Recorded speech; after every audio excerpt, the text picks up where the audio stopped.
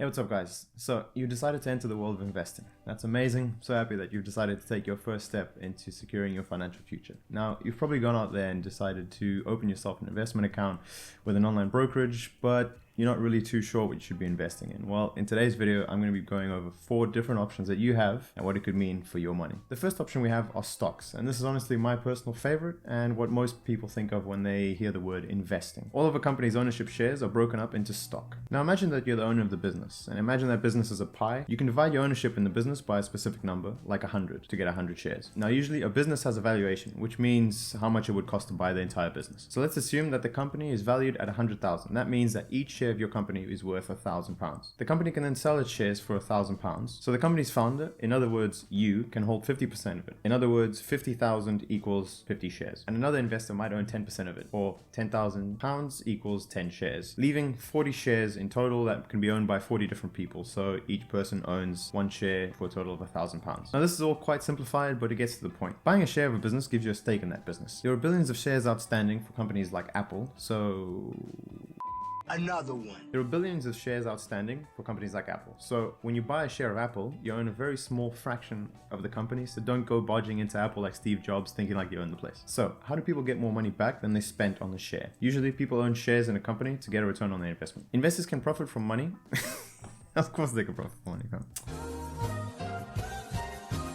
Investors can profit from shares in 2 ways. First is turning a profit. For example, if you buy 1 share of £100 and you hold on for dear life until that company raises in value by, let's say, 10%, you've made a profit of £10, which means that your initial value was £100, company raised 10%, yours is now worth £110, you sell it, got a profit of £10. The second way to make money from shares is my personal favorite, dividends. A dividend is a payment from a company's profit to its shareholders. Not all companies pay dividends. Some are known as growth companies, which reinvest all the profits that they make back into the company to try and grow the value of the stock. And another reason they wouldn't pay dividends is because they're still to turn a profit. If you hold a share in your account through a preset date known as the ex-dividend date, which I explained in this video right here, you become eligible to receive a dividend a set number of days after that preset date. Dividends are determined by the board of directors, so there isn't really always a guarantee that they'll always continue to pay dividends. But there are some companies that really pride themselves on paying their dividend and to try to continue to grow their dividend over time. These are known as aristocrats, kings, and achievers. By dividing the annual dividends per share by the stock price, you get the dividend yield, or the amount that you'll be paid. Dividends can be paid quarterly, monthly, whenever the hell the company decides, or never. Therefore, a share with a current value of $100 with a dividend yield of 4% will pay you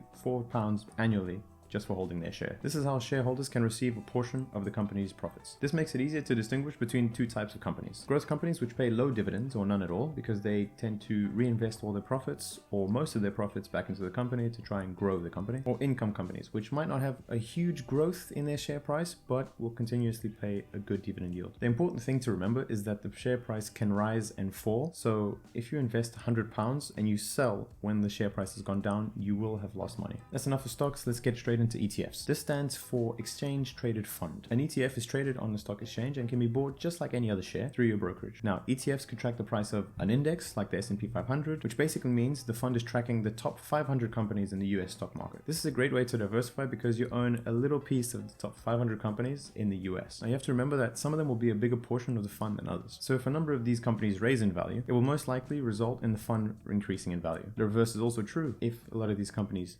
fall in value, the value of the fund will also go down. The second thing that can track are commodities. A commodity can be thought of as an economic good, such as precious metals like gold and silver. An ETF that's tracking the price of something like gold will represent the current value of gold. So while you're not buying an actual block of gold, it allows you to get involved in this type of asset. Another one they can track are sectors. Some ETFs track a particular sector, such as the tech sector or the healthcare sector. So if you've got a particular interest in a certain area and think it will do well in the future, this can be an easy way to gain exposure to a wide variety of companies in that sector. An example would be the Clean Energy Fund, which will only own companies that are involved in clean energy. An ETF is a really smart way to get exposure into certain asset classes while lowering the risk and diversifying among various businesses or assets. Some ETFs will also take a small annual charge from your account. However, these are often tiny amounts, lower than 0.4% most of the time, and it should be more than made up for with the growth of the actual ETF. Next, we have investment trusts. An investment trust, just like an ETF, can be a great way to diversify. But unlike ETFs, an investment trust is a publicly listed company that invests in financial assets or shares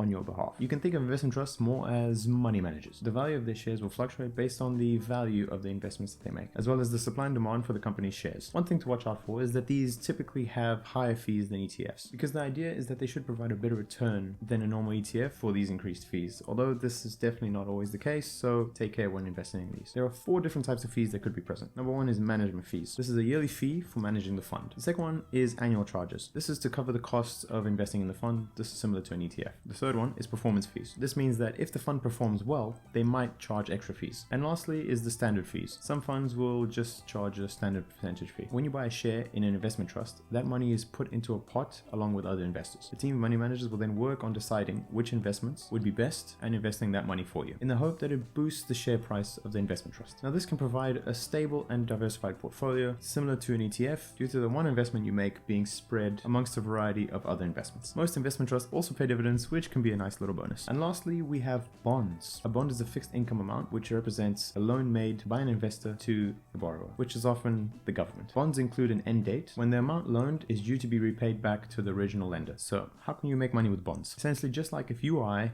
were to take out a loan, when you take out a bond, you're essentially lending money to someone else, such as a bank or a government, who will promise to pay you back that money by a certain date. However, they do promise to pay you back with interest. Bonds are typically considered to be a safe bet, but they often provide low returns, which means that they're not really going to make you rich and most likely just lock up that amount of money for a certain period of time. But they can be a really nice alternative to just leaving your money in the bank. An example would be if you had £1,000 and you invested that into a bond that promised to pay you back within 1 year with an interest rate of 1.5%. This would mean after a year has passed, when you get your investment back out of the bond, you will have £1,015. Longer bonds are typically used. And that's it. The 4 investment types that you need to know before you start investing that will help you win big in your financial journey. So I hope you got some value out of this video. Let me know down in the comments anything that you'd like to make a video about in the future, or if you have any questions about anything that I discussed today. Thanks for watching. You guys are awesome, and I'll see you next time on Dragon Ball Z. Sorry, wrong show.